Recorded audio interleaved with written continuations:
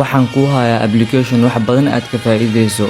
La sheekayso qof walba oo dunida ku nool luqadiisa aadan garanaynin adigoo ku hadlayo luqadaada Soomaali. Tusaale sidan camal. luqadaada ku hadal wuxuu kugu bedelaa English luqad walba aad rabto.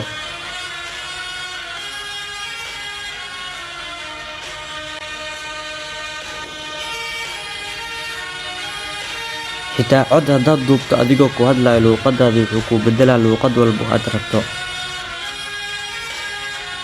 See tahay waan ku jecelahay waan ka xumahay. codkaa dhageysano. كيف الحال؟ أنا أحبك آسف.